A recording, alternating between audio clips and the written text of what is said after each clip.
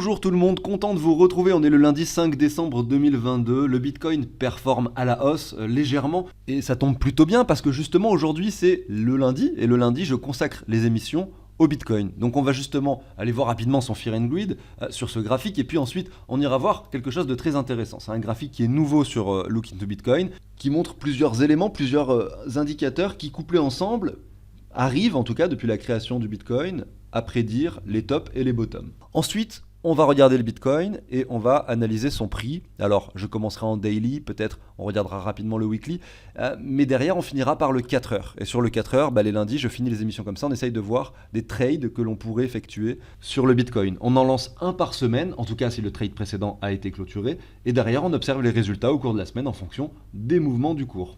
Vous avez ici à l'écran un extrait de la vidéo de la semaine dernière et on voit que le trade en cours se passe plutôt bien, mais je vous préviens, ça va pas être comme ça à chaque fois, bien entendu. Allez, ceci étant dit, je vous passe la petite introduction, pensez à l'abonnement, au like si le contenu vous plaît, moi je vous dis à tout de suite.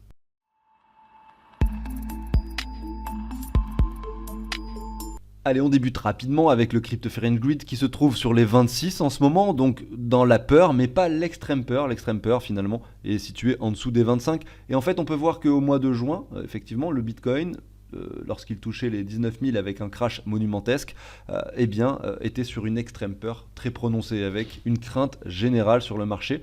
On observe que cette crainte est moins présente aujourd'hui. Et ça peut se justifier par une psychologie du marché assez intéressante.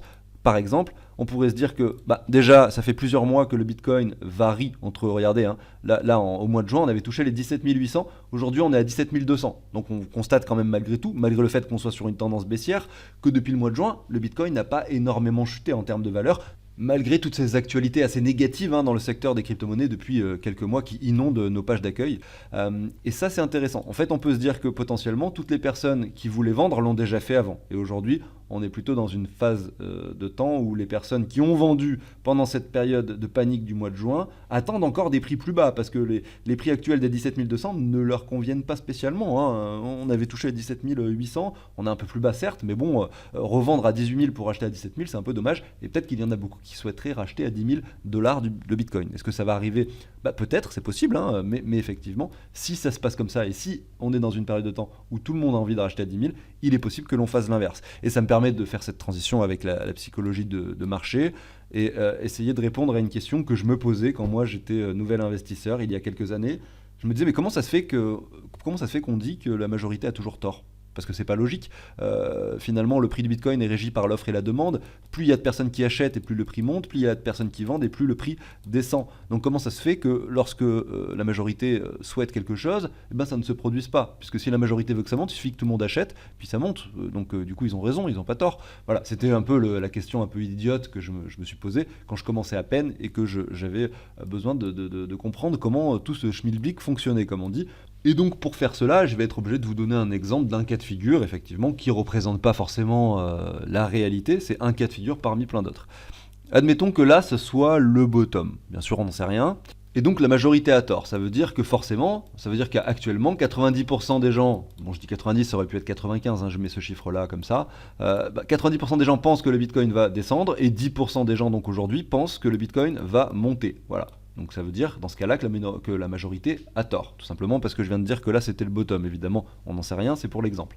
Eh bien je vais donner deux raisons pour lesquelles la majorité pourrait avoir tort. La première, on va dire, c'est que ici, les 90% qui pensent que le Bitcoin va continuer de descendre, ont moins d'argent à mettre, à investir dans le Bitcoin, que les 10% finalement qui pensent que ça va monter. Donc forcément, même s'ils revendent leur Bitcoin, ils ne mettront pas de pression vendeuse suffisante pour pouvoir contrer la tendance et donc faire en sorte que le prix descende parce que il y aura plus d'argent à l'achat, vous voyez. Donc effectivement ça c'est à coupler avec autre chose. L'autre élément très important à prendre en compte, c'est que sur ces 90%, il y en a une grosse majorité, voire la quasiment intégralité, qui ont déjà vendu leur Bitcoin. Et c'est la raison pour laquelle ils pensent que le Bitcoin, ou ils veulent que le Bitcoin descende. C'est qu'en fait, ils ont déjà vendu soit l'intégralité, soit une grande majorité de leur Bitcoin ici, et qu'aujourd'hui, tout ce qu'ils veulent, c'est que le Bitcoin descende à 10 000 pour en acheter sur un prix beaucoup plus intéressant. Donc forcément, c'est une raison supplémentaire qui va réduire cette quantité d'argent, vous voyez. Je dis que l'argent total de ces 90 est inférieur à l'argent effectivement de ces 10%, mais si en plus ils ont déjà vendu leur Bitcoin, ils n'en ont plus à vendre, donc vraiment, ils ne peuvent plus du tout faire baisser le prix, grosso modo, c'est ça l'idée. Eh bien, c'est a priori comme ça qu'on arrive sur une majorité qui se trompe, une majorité qui a tort, puisque si plus aucun bitcoin ne peuvent être vendus, eh bien, au niveau de l'order book, vous avez beaucoup plus de volume, beaucoup plus d'argent à l'achat qu'à la vente. Je continue avec cet indicateur supplémentaire qui a été ajouté sur le site Look into Bitcoin, qui est assez intéressant, qui inscrit sur un graphique plusieurs données qui représentent à la fois des indicateurs qui ont bien prédit les bottoms des cycles précédents et à la fois des indicateurs qui ont bien prédit de façon assez exacte et précise les tops des cycles précédents. Je vais commencer par la ligne rouge et la ligne verte, expliquer comment elles sont calculées. C'est exactement le même calcul, il y a juste le multiplicateur qui est différent. Donc en fait, ils ont fait ça de façon volontaire pour pouvoir avoir une borne haute et une borne basse qui arrivent à respecter de façon assez précise les tops et les bottoms. Si je zoome par exemple ici, voilà, donc ça c'était le sommet de 2018, le cours a touché les 19 300 et vous voyez que la ligne rouge indiquait les 18 700, donc on n'était pas très loin effectivement et c'était plutôt pas mal. Si on prend le sommet du coup de 2021, alors là on voit que la ligne rouge avait bien touché le haut du cours, mais c'était plutôt au mois de mars 2021, lorsqu'on avait fait le premier sommet sur le Bitcoin, et le réel ATH qui s'est déroulé finalement en novembre 2021, et on était loin de cette ligne rouge. Donc effectivement on ne peut pas le regarder ce niveau-là. Et on voit que cette ligne rouge prédisait bien le prix que le Bitcoin a atteint, mais vraiment de façon quand même relativement précis. On n'est pas à 1000 dollars près quand on veut revendre sur un sommet le Bitcoin, bien entendu. Même si on l'avait revendu à 45 000, on aurait a priori été content, surtout quand on voit le cours actuel. Donc c'est pour ça, c'est pour dire qu'effectivement, c'est pas précis au dollar près, mais à 2, 3, 4, 5 000 dollars près, on est pas mal, tout simplement. Maintenant, si on regarde les bottoms, on peut prendre celui de 2013 ici. Voilà, vous pouvez voir que la ligne verte était quand même très précise au niveau du bottom.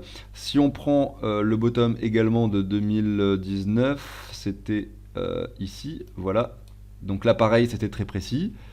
Et si on regarde actuellement, donc là en novembre, enfin en décembre 2022, aujourd'hui le Bitcoin, vous voyez qu'on est sur cette ligne également. Est-ce que ça veut dire que derrière on va aller aux 10 000 dollars et qu'en fait on va se décorréler de ça et que ça va pas forcément être vérifié une fois de plus?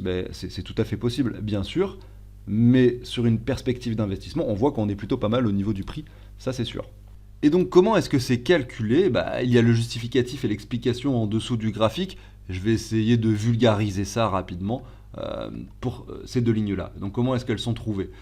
Il faut savoir que le Bitcoin, donc, c'est complètement transparent, on peut voir tout ce qui s'y passe, chaque transaction peut être vue, et donc tout simplement là le calcul il utilise certaines données fondamentales du Bitcoin. Donc je vais essayer de dessiner quelque chose ici sur TradingView pour vous expliquer cela. Imaginez que vous avez un wallet A ici et un wallet B. Voilà. Ce wallet A, admettons, il possède 10 bitcoins et il les a depuis 300 jours. Voilà, 300 jours. Ce wallet A, à un moment donné, il va décider d'envoyer, du coup, ces 10 bitcoins à ce wallet B. Eh bien, on va faire quoi? On va multiplier 10 par 300, donc voilà, tout simplement, et on va obtenir 3000. Donc du coup, on va prendre le chiffre 3000 en compte pour cette transaction, parce que cette personne a gardé 10 bitcoins pendant 300 jours avant de les envoyer. Si cette personne avait gardé 10 bitcoins pendant une journée avant de les envoyer, eh bien là ça serait pas 3000, mais ça serait simplement 10 du coup, vous voyez, tout simplement. Et en fait, à chaque fois que des personnes vont faire des transactions, envoyer des bitcoins d'un wallet à un autre, on va faire ce calcul, et donc plus les personnes auront gardé des bitcoins longtemps avant de les transférer sur un autre wallet, et plus le chiffre va être élevé. Et finalement, c'est la base du calcul pour ces deux lignes, la rouge et la verte que je vous montrais tout à l'heure. Derrière, forcément, ils vont adapter plusieurs choses pour pouvoir obtenir un prix et pour pouvoir les mettre sur le graphique et donc trouver une sorte de ligne haute, une sorte de ligne basse avec des bottoms et des tops. Et donc effectivement, sur leur calcul, ils arrivent à trouver des prix. Vous voyez que là, par exemple, la ligne rouge, c'est Terminal Price 22 000. Ils arrivent à trouver des prix vraiment pour pouvoir borner le cours du Bitcoin. Donc vous avez le CVDD et le Terminal Price, c'est comme ça qu'ils les ont appelés, qui sont ces deux lignes, qui sont exactement les mêmes. Vous le voyez, les escaliers, c'est les mêmes. C'est les mêmes lignes, c'est les mêmes calculs, sont juste adaptés de façon différente pour avoir le top et le bottom. Et on a quelque chose d'assez précis. Et on constate du coup que quand le prix du Bitcoin monte, donc pas directement, mais vous voyez que par exemple il était passé de 190 à 900 dollars, vous avez cette ligne rouge qui ne bouge pas beaucoup, cette ligne verte qui ne bouge pas non plus beaucoup, mais par contre dès qu'on atteint les 2000, donc l'ancien top qu'on le dépasse de façon assez puissante, bon on le voit mieux ici, j'ai zoomé, mais vous voyez que là à un moment donné cette ligne rouge et donc la ligne verte également se mettent à monter de la même façon. Pourquoi? Parce que les personnes qui détenaient des bitcoins depuis très très longtemps, par exemple depuis 500, 600, 700 jours, se sont mis à s'en séparer, c'est-à-dire à les envoyer sur une plateforme d'échange centralisée, par exemple. Alors en 2017, oui, ça existait déjà, c'était le tout début de Coinbase et de Binance, et puis les échanger contre des dollars. À un moment donné, il faut prendre ses profits, hein. Il ne faut pas être non plus complètement suicidaire. Si on a du Bitcoin depuis 500 jours et qu'on a fait un fois 100, fois 200, fois 1000, à un moment donné, on s'en sépare. Et c'est ça qui justifie l'augmentation de ces lignes rouges et vertes que vous avez à l'écran. Donc c'est assez intéressant de constater que ça fonctionne, et le mec qui a eu l'idée de faire ça, il a vu que ça marchait, puis du coup il en a fait un indicateur tout simplement. C'est comme ça que ça se passe, c'est pas plus compliqué que ça finalement, les indicateurs long terme. Après, est-ce que c'est fiable dans le temps? Jusqu'à maintenant on peut dire que oui. Est-ce que ça le sera encore plus tard? Bien sûr, on n'en sait rien, mais clairement c'est propre aujourd'hui de voir ça.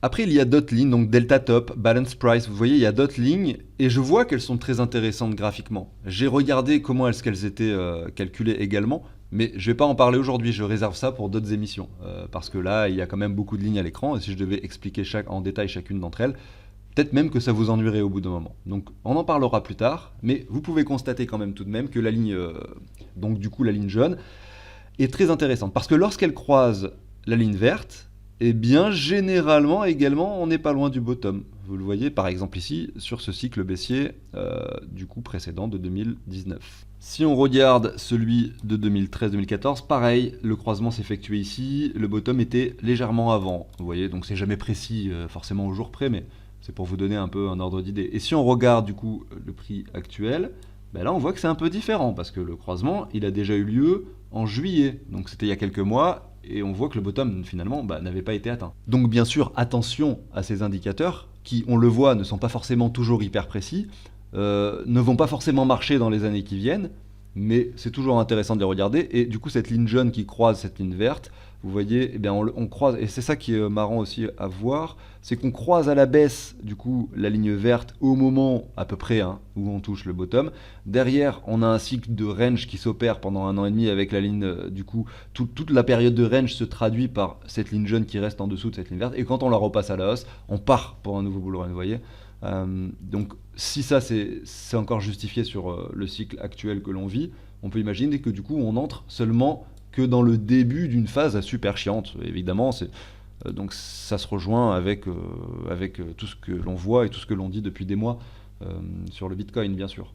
Et c'est pareil au niveau de la ligne violette en haut. C'est exactement la même chose. Vous avez la ligne jaune et la ligne violette qui sont exactement les mêmes. Simplement, il y en a une qui représente la partie basse du graphique et une qui représente la partie haute. Je vous laisse regarder ça de votre côté. Look into Bitcoin, c'est le nom du site. N'hésitez pas à jeter un œil. C'est quand même très intéressant. Allez, on va finir cette émission en regardant le Bitcoin en daily puis en 4 heures. On peut voir que récemment, avec l'histoire des FTX, le cours du Bitcoin est donc passé sous les 20 000 $ pour venir chercher les 15 600 $.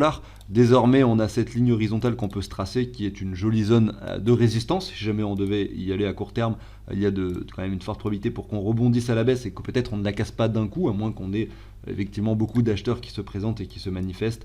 Et que, comme je le disais, dans le contexte où on n'aurait vraiment plus personne qui n'aurait de Bitcoin à vendre, on pourrait facilement percer des niveaux à la hausse, bien sûr.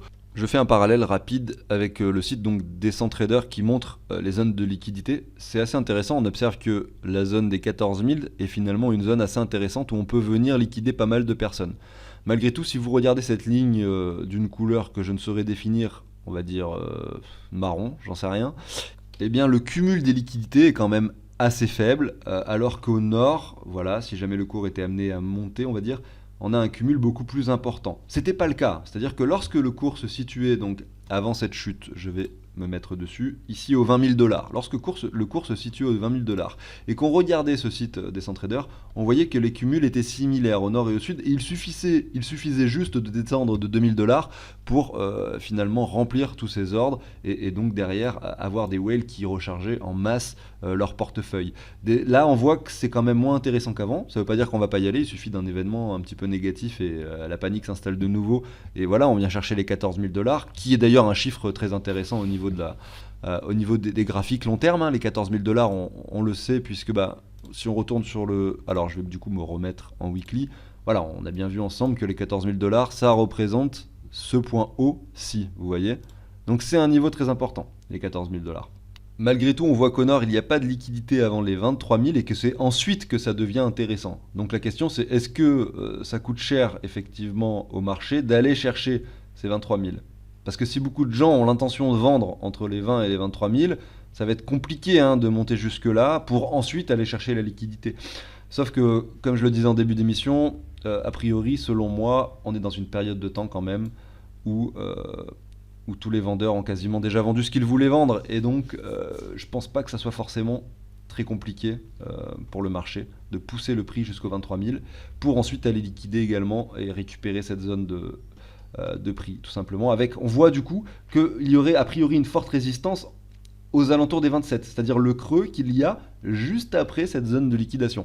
Et si on regarde les 27 000, si vous comprenez rien à ce que je raconte par rapport aux liquidations et que vous savez absolument pas ce que c'est, j'ai fait une émission sur ça pour expliquer vraiment concrètement ce que c'est. Je vous la mets ici en haut à droite, n'hésitez pas à y jeter un œil. Du coup, si je reporte ce que je viens de voir ici sur le graphique, les 27 000, c'est ici. Voilà, c'est ici. Et je vais me remettre ici sur Decentrader. Voilà, on a entre les 20... Alors les 27, c'est la fin de la liquidité. On a le creux jusqu'aux 28 000, grosso modo. Donc, c'est vrai que c'est assez intéressant parce que sur le graphique, ça matérialise bien une zone de résistance. Bon, les 28 000 sont un peu plus hauts, c'est vrai, mais regardez, on a cette zone-là de prix qui tout simplement se situe juste en dessous, ou du moins avec des mèches, on peut imaginer sans problème, venir chercher ce point-là qui concrètement représente une résistance puisque le cours, enfin le Bitcoin a pas mal été échangé sur cette zone de prix. Maintenant, si on dézoome un petit peu et qu'on se met un Fibo du coup qui récupère toute la chute, tout le marché baissier du Bitcoin, voilà, depuis novembre 2021, et ben on va voir ce que ça donne. Alors, j'essaye avec Clément de me mettre quand même sur quelque chose de précis, et pareil sur le bottom. Et ben on voit qu'effectivement, ce rectangle de résistance que j'ai tracé correspond en plus de ça au 23,6, donc on a pas mal d'éléments qui coïncident les uns avec les autres.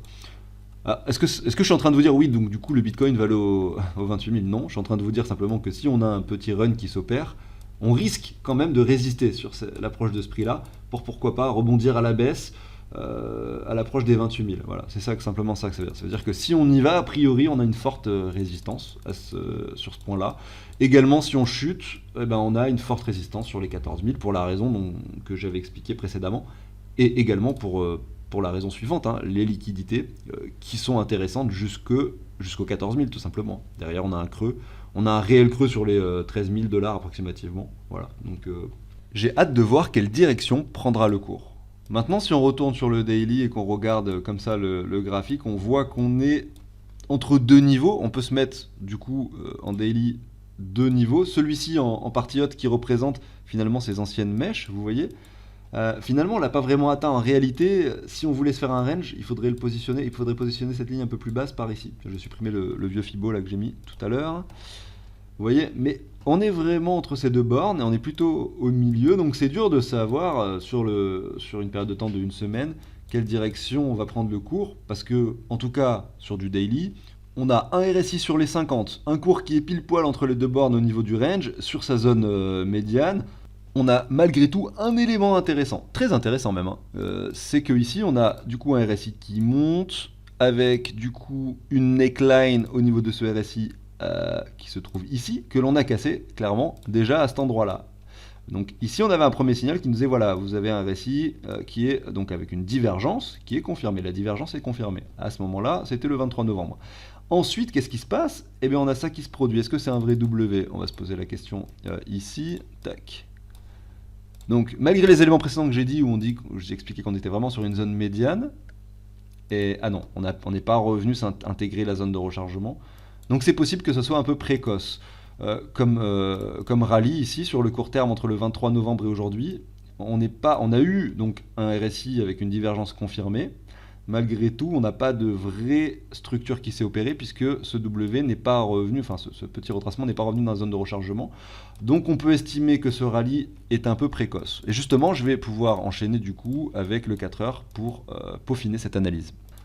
Eh bien on est quand même sur un niveau de résistance. Donc là je parle cette fois-ci du très court terme, peut-être demain, voilà tout simplement sur une analyse très court terme, on voit qu'on revient sur un niveau de résistance. Est-ce qu'on va rebondir à la baisse? On voit qu'en tout cas depuis que j'ai commencé cette émission, ça chute un peu, c'est dommage, je voulais clôturer mon trade, bon c'est pas grave, je le clôturerai 200 $ plus bas, enfin 100 $ plus bas, parce que finalement, comme je l'avais dit l'émission précédente, lorsque j'avais lancé ce trade, je l'avais fait vraiment pour m'amuser, sans forcément imaginer pouvoir le suivre dans le temps, etc. Donc j'avais mis le stop loss un peu au pif, etc.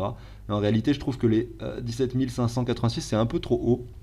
Et on avait vu ça ensemble lors de l'émission précédente, parce que j'avais fait un AB égale CD ici. J'avais pris ce bottom là, ce sommet là et ce bottom là, et j'avais vu que les 100%, ça représentait les 1259. Et je pense que c'était un joli objectif, notamment que, en plus, ici, il y a quelque chose de très intéressant qu'on voit sur les 4 heures, qui me laisse penser que ça peut être dangereux de garder cette position, si jamais je l'avais prise, hein. Bien sûr, ce trade n'est pas réel. Parce que c'est dangereux, parce qu'en plus de ça, maintenant, sur les 4 heures, on voit une divergence qui commence à se dessiner. Alors, elle n'est pas confirmée, hein, mais rien que le fait qu'elle commence à se dessiner, bon, quand on a déjà un trade positif comme ça, il vaut mieux peut-être se sécuriser et prendre ses profits, d'autant plus qu'on a atteint l'objectif des 100% déjà, et donc ça serait quand même risqué d'essayer de jouer le trade jusqu'au 17 580. Le prix désormais ne fait que chuter, mais vous l'avez compris, je simule finalement une revente et une sortie de ce trade sur les 17 259, grosso modo, donc les 100% de Fibo. Et derrière, on va essayer d'imaginer un trade possible. Voilà, comme je le disais, l'idée c'est à chaque fois le lundi en fin d'émission, eh bien j'essaye d'imaginer quel prix aura le Bitcoin courant de la semaine, en initiant un trade, en lançant un trade, à condition que celui de la semaine passée, de la semaine précédente, ait été clôturé. Là c'est le cas, parce qu'on a atteint notre objectif des 100%. On va essayer de le faire de façon un peu plus précise cette fois-ci. Donc on va prendre cette fois-ci un short, parce que comme je le disais, selon moi on est sur un niveau du coup de résistance important, et sur le très court terme, en tout cas sur le 4 heures ici, je vois une sorte de divergence qui commence à se dessiner. Et donc, pour être tout à fait honnête, si je devais vraiment faire un trade avec mon portefeuille, qu'est-ce que je ferais aujourd'hui? Eh bien, j'attendrai, je ne le lancerai pas aujourd'hui bien évidemment, j'attendrai de voir si cette divergence se confirme, donc peut-être dans 4 et 8 heures, j'en sais rien. Si c'est le cas, à ce moment-là, je positionne un Fibo qui récupère la baisse, donc la divergence, peut-être qu'elle se traduirait par une chute du Bitcoin jusqu'ici, voilà, je simule ça comme ça, parce que là je dois bien vous faire ça avec un exemple, et je mettrai donc ce Fibo-là, et j'essaierai de choper un short avec, sur cette zone de prix. Si on ne l'atteint pas, je ne ferai pas mon short. Sauf comme je viens de le dire, eh bien, je fais ça pour m'amuser, et donc là on va imaginer, et comme je le dis, je le fais en temps réel, c'est-à-dire en fonction du prix qu'a le Bitcoin, donc des fois forcément ça va être très compliqué de faire des trades.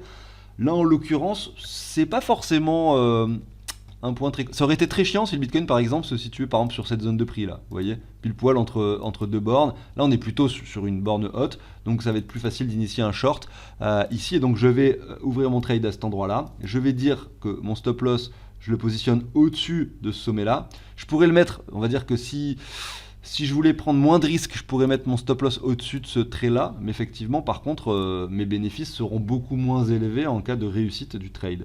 Donc je vais le positionner par ici, donc là j'ai les 17 000, vous voyez, 425, on va se mettre un petit peu au-dessus des 500, 17 500, on va dire que c'est un chiffre psychologique rond intéressant. On ouvre notre trade donc sur le prix actuel, là on est à 17 069, on va essayer de se mettre à peu près voilà, sur ce niveau-là. Et au niveau du take profit, qu'est-ce que je vais faire comme objectif? On va se prendre, là ça va être, on n'a pas de, ouais, on va prendre du coup le bottom ici, le sommet là, la zone de rechargement de short ici, effectivement, on a le niveau des 15 892 qui est intéressant, c'est les 78,6. On a le chiffre rond des 16 000 qui finalement est un chiffre psychologique, donc on va se positionner un petit peu au-dessus des 16 000. On voit qu'en même temps ça correspond à cette mèche, donc effectivement, moi, mon take profit, je le mettrai ici. Voilà, je le garde comme ça à l'écran, ça sera toujours sur ma vidéo, je pourrais m'y reporter comme je l'ai fait pour le trade précédent. Et on verra, on va regarder ça les jours suivants, voir si le Bitcoin atteint cet objectif avant d'atteindre celui-ci, tout simplement, hein, c'est le principe du trade. Et pour information, on a un risque-reward avec ce trade de 2,29. Tant qu'on est supérieur à 2, on va dire que c'est plutôt pas trop mal, parce que ça veut dire qu'il suffit d'en gagner plus que 33% du coup pour être tout simplement gagnant à long terme sur nos trades. Donc ça reste qu'au niveau du risk management, assez intéressant d'avoir des ratios supérieurs à 2. Donc là c'est le cas, on est content. J'arrive sur la fin de l'émission, merci de m'avoir suivi. Demain on va parler des altcoins, mercredi des portefeuilles fictifs, jeudi on va présenter un projet, white paper, tokenomics, tout ça. Et vendredi on va parler d'une crypto-monnaie en particulier et on verra ses projections de prix si jamais on devait avoir un prochain cycle haussier. C'est des vidéos un petit peu fun, c'est le vendredi, c'est avant le week-end, c'est fait pour s'amuser bien entendu. Allez, excellente semaine, ciao ciao tout le monde.